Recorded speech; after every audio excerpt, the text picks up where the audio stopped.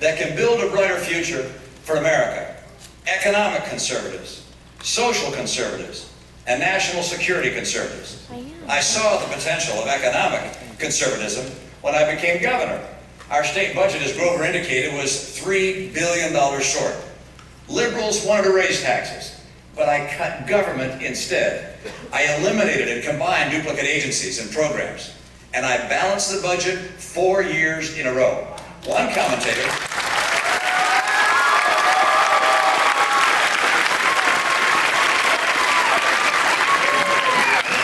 TV reporter said that I didn't describe to the sacred cows that I'd gone after the whole herd.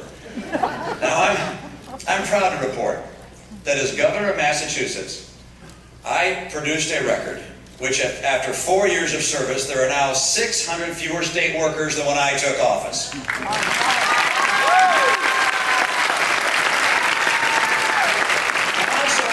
also went after taxes. The legislature passed remarkably a $250 million retroactive capital gains tax increase. Think of that. Now, I knew that my veto would be overridden by the 85% Democratic majority. So I had my Department of Revenue send every taxpayer a pro forma tax bill for the new higher taxes. And then I waited a little while for folks to call their legislators. And did they ever? And then I sent back to the legislature an amendment to their bill that turned the $250 million tax increase into a $250 million tax refund instead. And amazingly, the legislature now saw the error of their ways and adopted my amendment.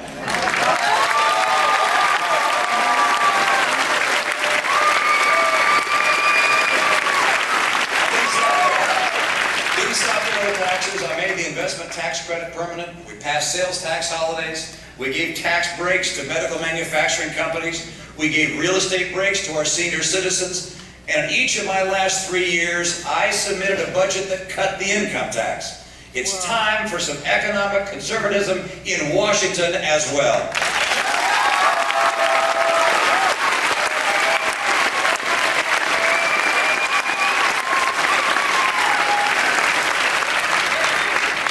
America has seen an embarrassing spike in non-defense discretionary spending. As you know, I'm proud to be the first presidential candidate to sign Grover Norquist's tax pledge. But I have another pledge I'd like to make to you today. If I'm elected president, I'm going to cap non-defense discretionary spending at inflation minus 1%. That would save $300 billion. $300 billion in 10 years. And if Congress sends me a budget that exceeds that cap, I will veto that budget.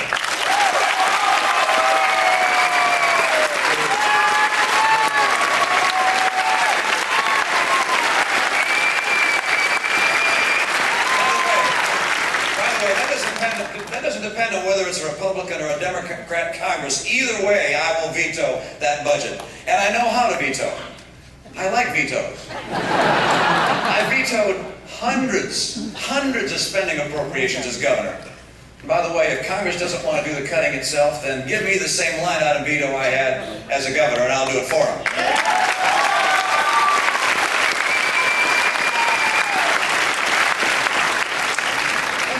In this regard, if elected president, I will personally lead a top-to-bottom review of government programs, agencies, and procurement and spending. It is time to cut out the mountains of waste and inefficiency and duplication in the federal government. I've done that in business. I've done it in the Olympics. I've done it in Massachusetts. And frankly, I can't wait to get my hands on Washington.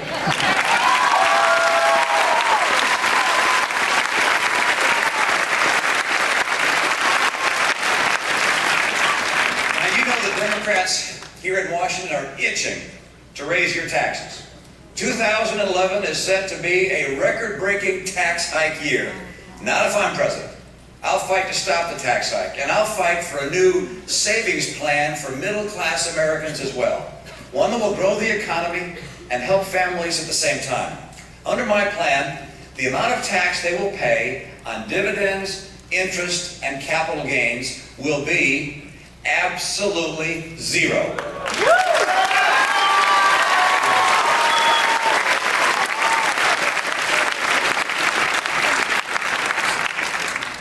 we need to do.